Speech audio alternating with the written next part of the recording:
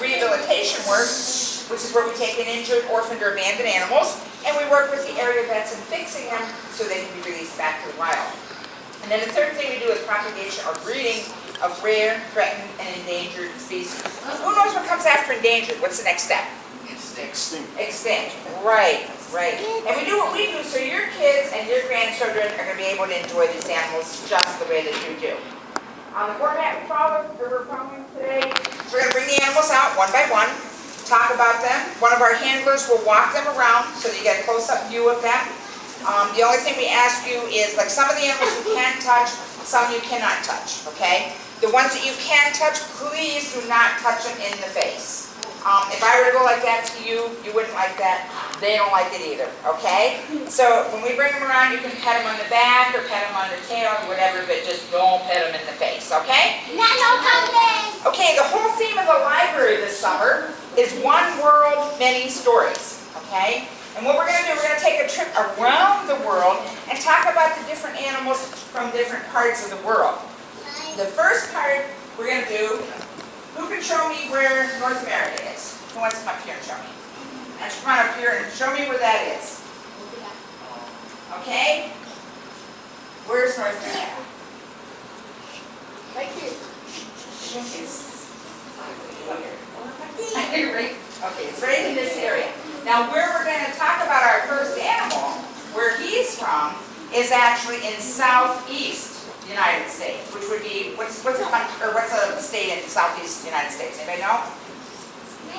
It would be Florida, okay? Florida, Louisiana, that area. Alrighty, so we are going to bring out our first animal, and Dolly is going to tell you all about him.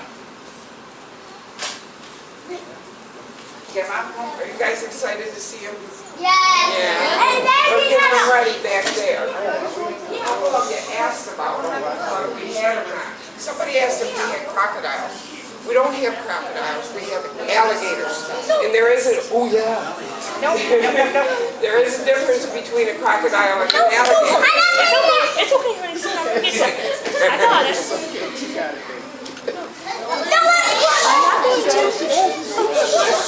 Okay, the alligator has a more U-shaped nose, a more rounded nose, and the crocodile has a more pointed nose. So this is an American alligator, and like Sally said, they are from the southern part of North America. Here, can some of you, if you're real quiet, you can hear the noise that he makes. Now he stopped. Anyways, if you're quiet, while Beth is walking him around, you'll hear him go,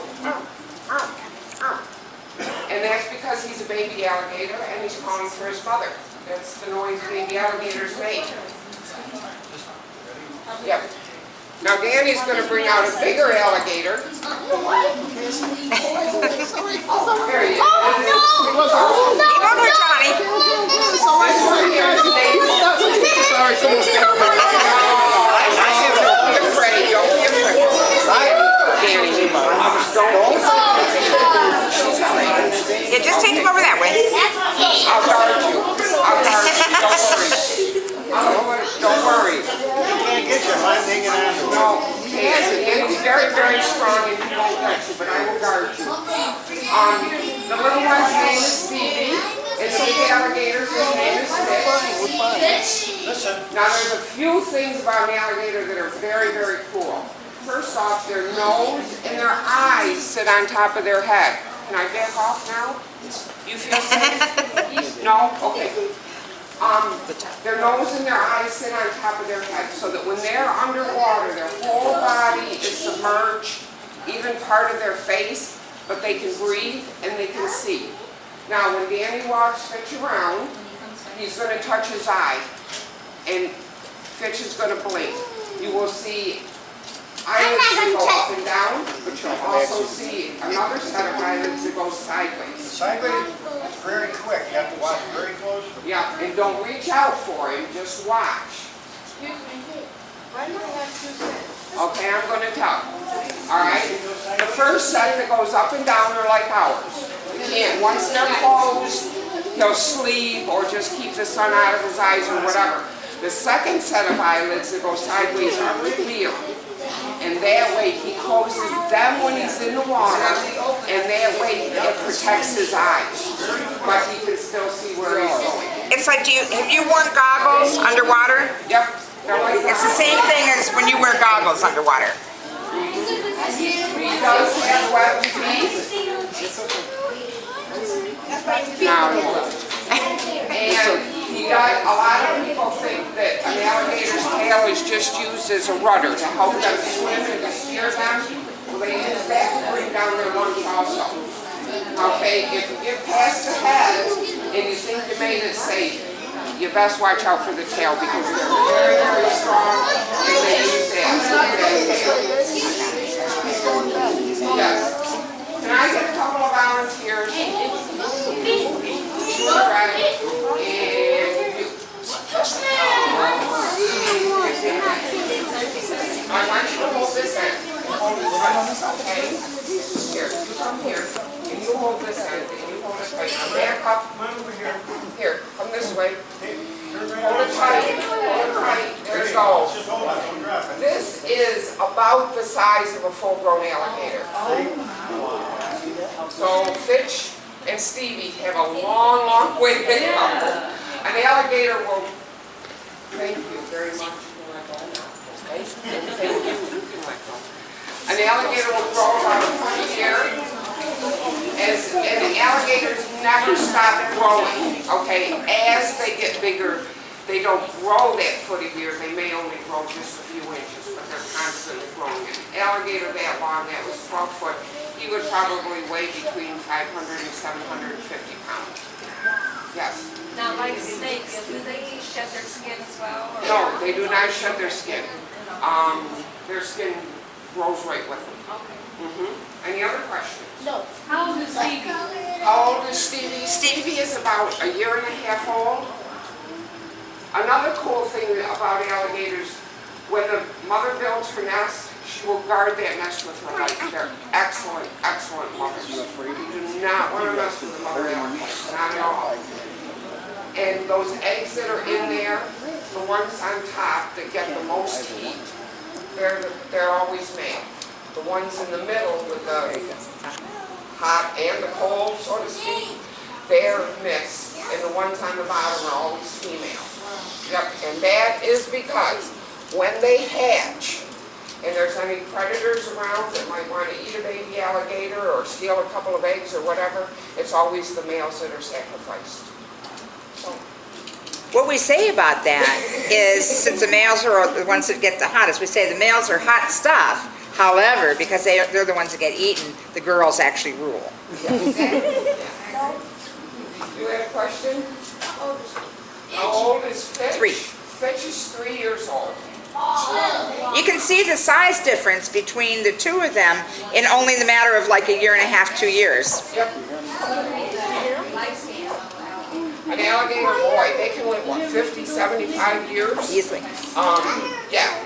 You know, depending on how many of you been to Florida or someplace where there are alligators? Have you ever fed a wild alligator? No. Do not feed alligators. Unless you're in a park or whatever, I'm going to tell you why. If you're in a park under a controlled situation and there is a professional there that says you can feed that alligator, then I guess go ahead and feed the alligator. But if you're walking along the street down in Florida and there's an alligator pond there, don't go over and feed him. You're going to get him in trouble. Okay, just like when you feed your cat or dog at the table and it teaches them to beg, that's what you're teaching the alligator to do. And then when he starts begging and there's nobody there to feed him, that's when they start taking things that they shouldn't take. Like your little cat, your dog, your brother, your sister. Okay? Oh, I thought it was real. Now, this is a real alligator head. You can pass it around. You want to touch this? Probably No. not. You want to touch it? Oh, okay, there you go. He won't hurt you. He won't hurt you at all. We do not take anything out of the wild, okay? Even with these alligators. We have a deal with a alligator farm down in Florida. When the alligators get too big for us to handle, we ship them back to them. And they have, you know, like these big alligator parks, and either they'll use them in their show, or they will use them in their breeding program. And they will give us He's real back a cool, little right? alligator that we can He's handle. just hanging. Sometimes he gets real strong. Yeah, you might find a few in the Carolinas, but sometimes in the wintertime they get too cold for them. There, you know, and stuff like that. And they can hibernate to a certain extent, but they really like it when it's warmer. Yes. No, I don't know exactly what happened to that when it was sent to Sally and. That was given to us, yeah. Yeah. Did you have a question back there? Oh, you answered it. I was gonna ask you how long you keep the alligators since they're growing, but you said. Okay, yeah, The last one that went back was about 6 feet. It's hard for me to pick him up. Yeah. they're very strong. Okay, Okay. we will go on to the next. Alrighty, now we went from North America, we are going to South America. Now who can show me where South America is up here? Come on up here, honey. Okay, show me where South America is. You know? Where do you think?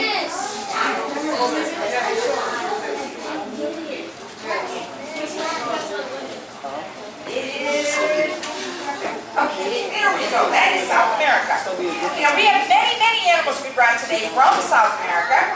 And the first one that we're going to start with is a very cute and cuddly little critter. And he's coming out right now. Who knows who this little fella is? Yes, right.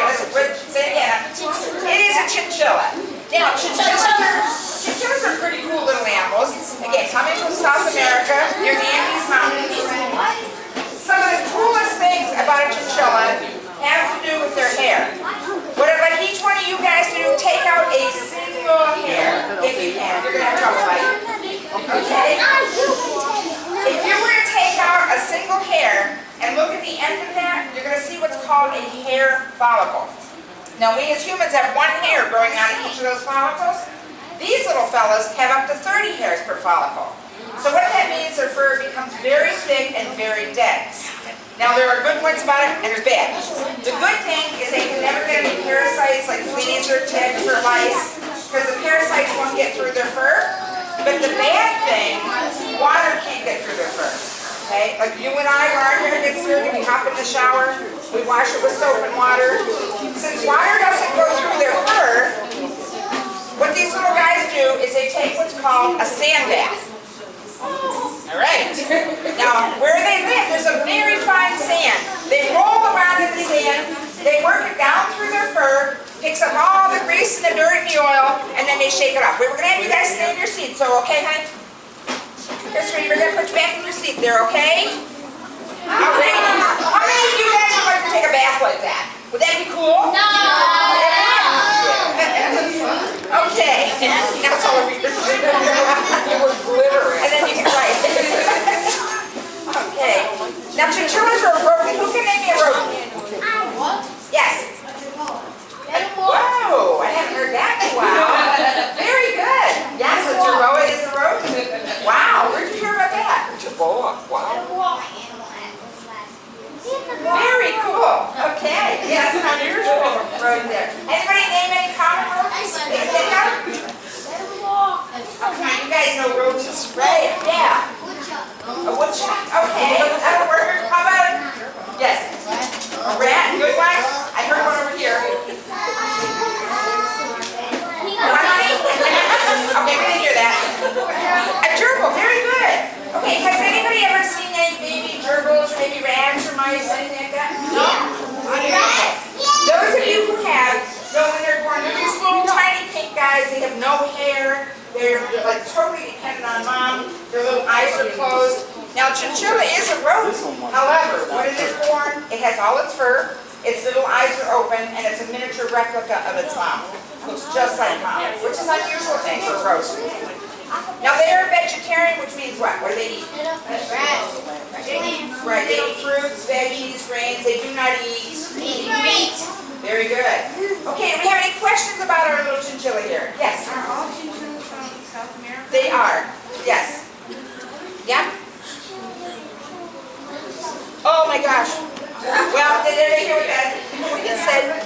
Okay, chinchillas make wonderful coats. Well, unfortunately, WOWEE believes that they look much better on the animal, okay, than on people. Are they what? No, they're not endangered, but let me tell you about the coats. It takes 300 of them to make one coat, which is very sad, because those, I mean, we have so many other things we can use rather than actual fur. Yes. Yes, it is. Yes. Okay, any other questions about chinchillas?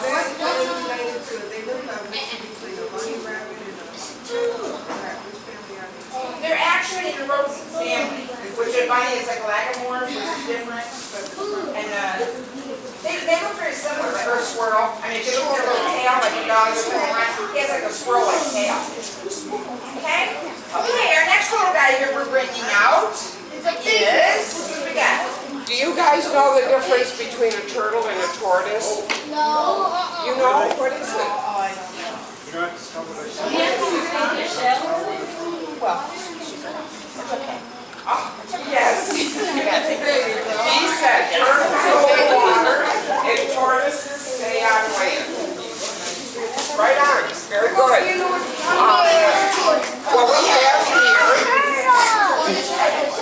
is Timmy, the red-foot tortoise, and we have Chomp. No way. And these guys are from South America, down here. Listen. Okay, these guys are both from South America. They will both live about 12, 15 years, and they will both get about this big. Now Timmy, the red-foot tortoise, like his name implies, tortoise, he stays on the land. You cannot put a tortoise in water. He cannot swim. He's too heavy, he will drown. He needs a little bit of water to drink, but that's about it. Chomp, on the other hand, the turtle, he needs water to survive. He has to be in water. Now there's a few, when Dan, I don't know, maybe Dan will bring him around and maybe he won't. He will bite. Do not reach out and touch him. He will bite. Chomp the turtle. Can you see that thing off the end of his nose? That like hose thing? That's his nose. Okay? He uses that as a snorkel. When he's under the water, he has all these appendages, little skin flaps that kind of hang down. It's hard to see him unless he's in the water. They kind of flow, sway with the water. And he attracts fish to him with those appendages. They either think it's something to eat or a place to hide. Okay, so they go over there either to hide or get something to eat, and then he ends up by eating them. But through this whole process, that nose is out of the water, and he can still breathe. Have you guys seen the commercial with the guy with the pudding face? With the big old smile? Well, Chomp's mouth is like that. It's literally from ear to ear. He has a huge mouth. And when we put feeders in there for him to eat, he can eat 20, 27 of them all in one gulp. He opens his mouth and his mouth acts like a vacuum. It just goes right in there. He obviously is a meat eater, and he will eat crabs, little worms, fish, little bugs, things that are in the water. You would not want